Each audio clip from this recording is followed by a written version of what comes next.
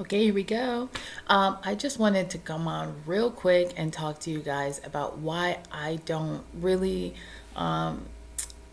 believe in posting a bunch of stuff, especially on Facebook. This is kind of a continuation of my introduction to most people in the writing world. So I don't really, babies don't consent to being all over the internet. They didn't consent for to be sleeping and then everybody seeing it. I feel like if anybody wanted, anyone who's I'm sharing this with, they would get a text message with an image, or they would get an invitation, maybe to the baby shower. If they couldn't make it, I would send it to them personally.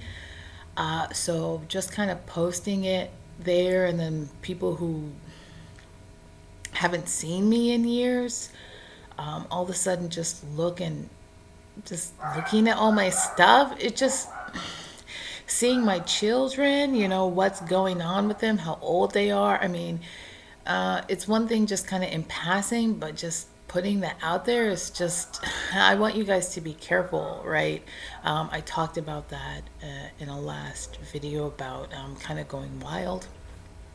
I feel like going wild is not just people in a hard time. I feel like it's also going wild in social media, like making an idol out of social media, just so people can see your likes or that you went here or there. I mean, you guys, sometimes people post pictures of me and stuff. I've been all over the world, and half the time you can even see on a lot of my Instagrams, I just stopped putting the location. None of your business. I'm in Mexico having the time of my life. I might be in Italy or Thailand. At first I was doing it, and then I was like, but why? I don't need you all to know. I mean, when I get back, maybe I'll tell you about it. I'll say, yeah, I was here and there, but while I'm there, I don't know. It's just too much. I mean, I've already got Google Maps, and excuse me, they know way too much anyway. They know where I was. They were tracking my last few steps and what stops I was, how long I had been there. I mean, it's enough already for me. So I don't really, I want my circle to make that information public if they choose to. I want those closest to me to decide whether or not they want everybody looking in their face or stuff, or, I just don't want, you know, most people are just happier off of social media. I was, the first time I went to Mexico in 2015, I was so happy without internet.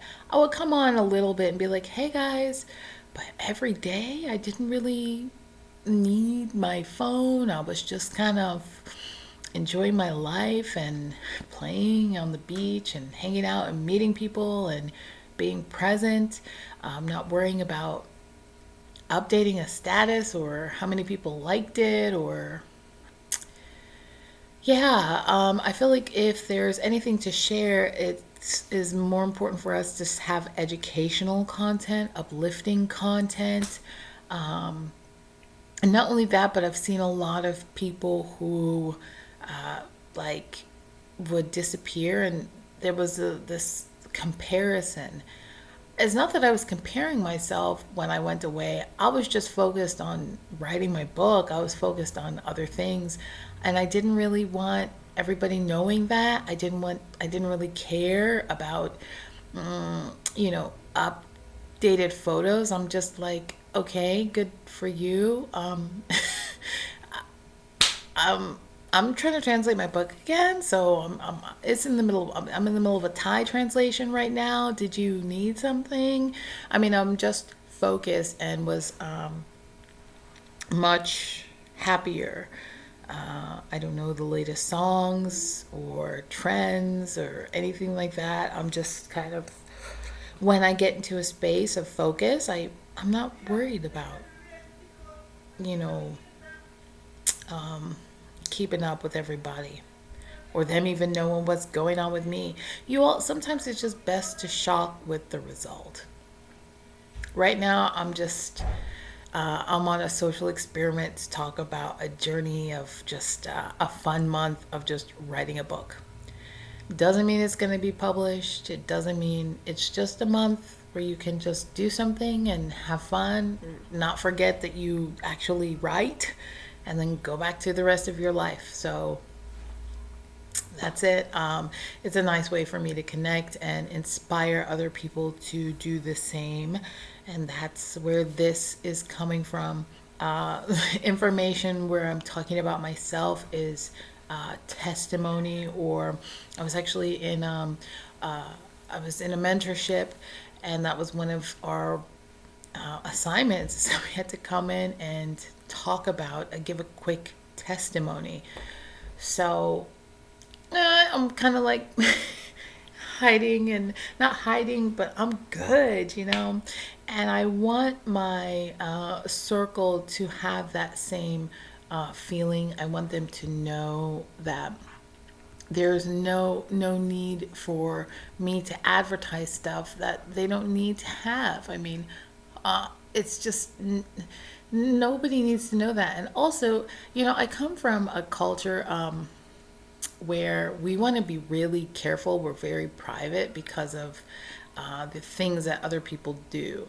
Now, sometimes we're inviting unnecessary problems into our life because people have photos of our family, photos of our children, photos of our marriage. Not everybody's praying to Jesus Christ that your home is happy.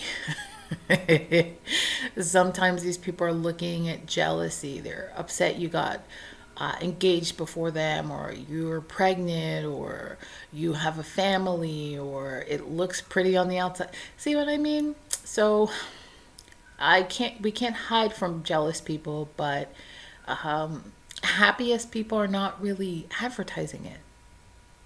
We have ideas to share, not a photo of our family in a pumpkin patch.